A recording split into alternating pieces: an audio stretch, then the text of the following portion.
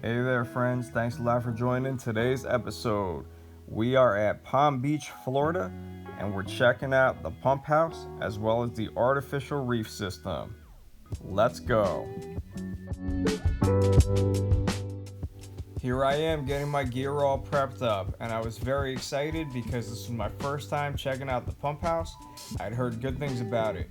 I've also been to the mitigation reef several times, and it's one of my favorite spots to dive down here. The parking is very convenient. As you can see, there's a shopping center with beach parking. There's also a dive shop in that shopping center, so if you needed to pick up any supplies, you certainly can before heading in.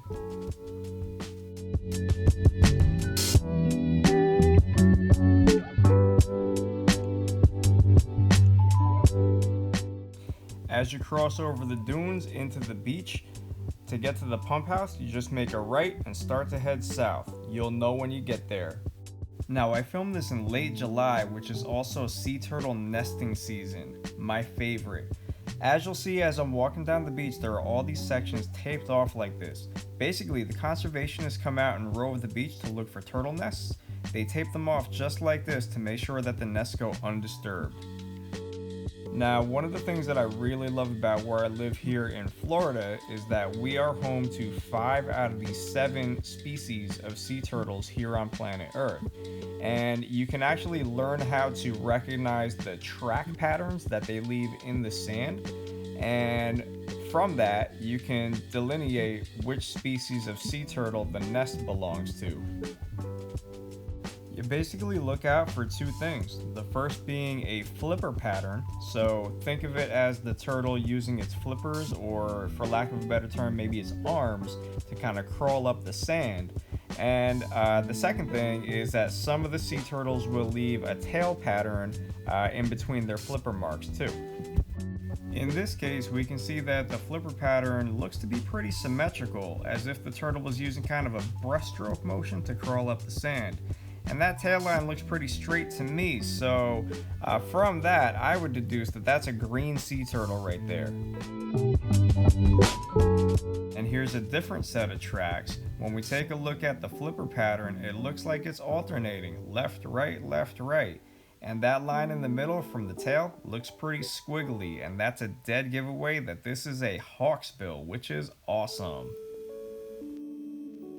And of course, even though I'm geeking out over some turtle tracks, I'm leaving a few footprints on my own.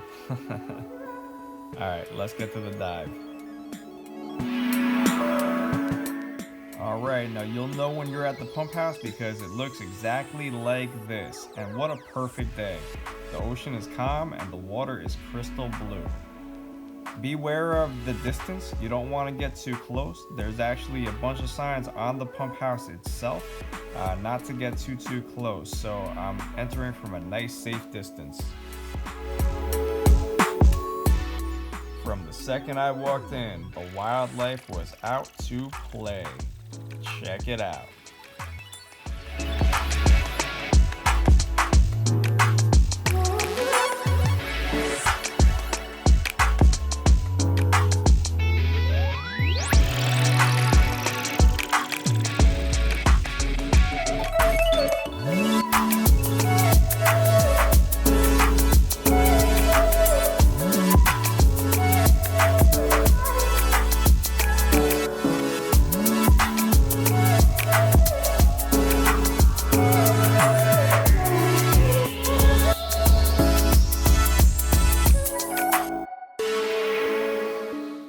As you can see, as you get a little bit closer to the pump house, you see more and more structures, and then you come to a steep drop, which is really cool.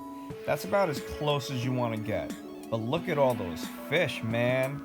It is teeming with life.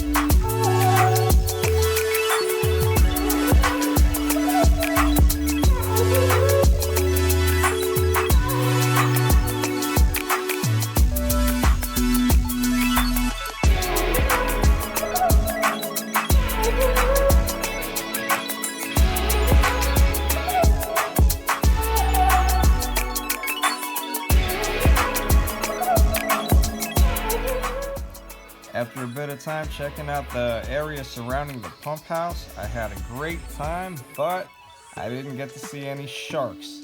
Y'all know I'm always looking for sharks, so I decided to swim north up to the mitigation reef.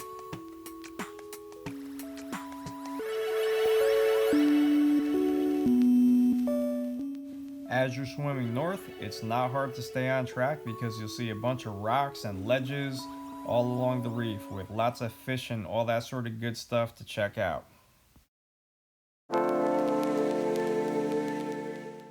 And look what we have here. After all that time checking out turtle tracks, look at that. We got a juvenile green flying off in the distance.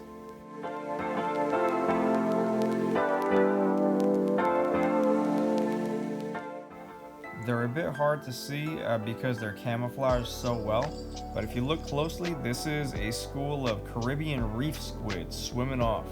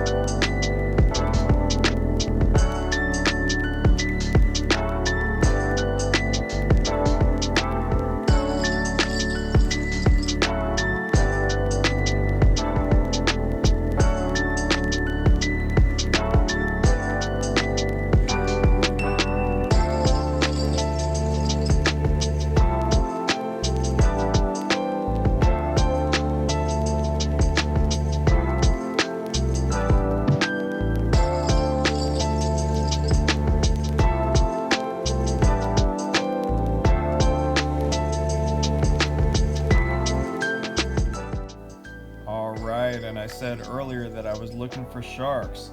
So here we have an Atlantic guitarfish. Not quite a shark, but closely enough related. I took this as a very, very good sign, a very promising sign for what was to come.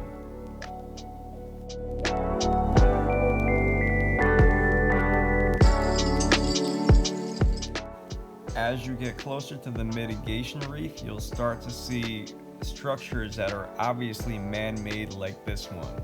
You're almost there.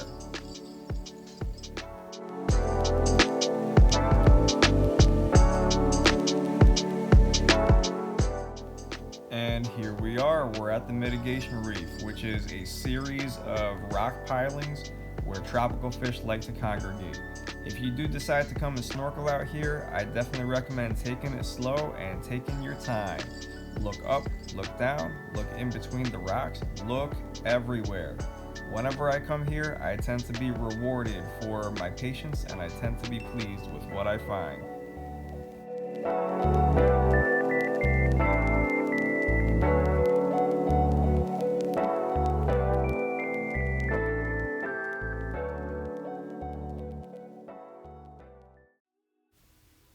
And my day is made, friends, because I spy with my little eye a peaceful nurse shark sleeping between the rocks. Let's go check him out without disturbing.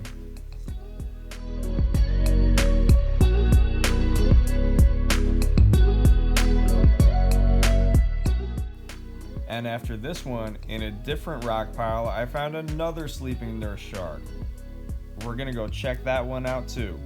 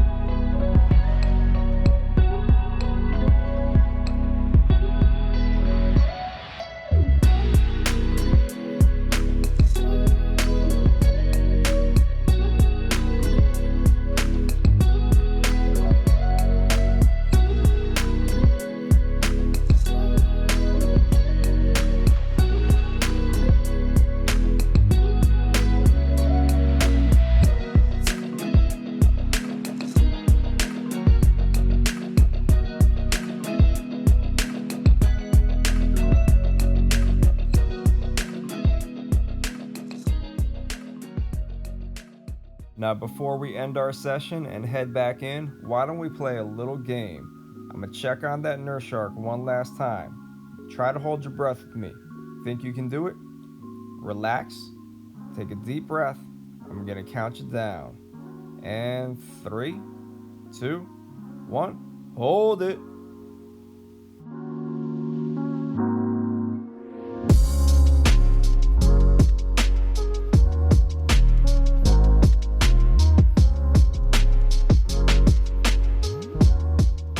Alright, and as we're holding our breath while we're watching this beautiful creature sleep, nurse sharks have become one of my favorite sharks to swim with. Maybe because I encounter them pretty frequently down here, but also when they move through the water when they are awake, there's just something so mesmerizing about them. They're very, very graceful when they move.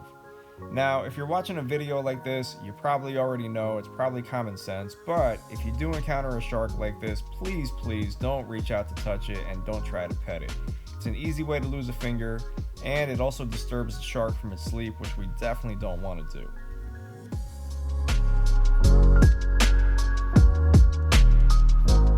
If you made it with me this far, congratulations, you held your breath for a whole minute.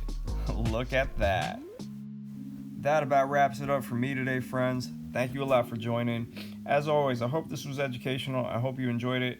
Get out there and go explore.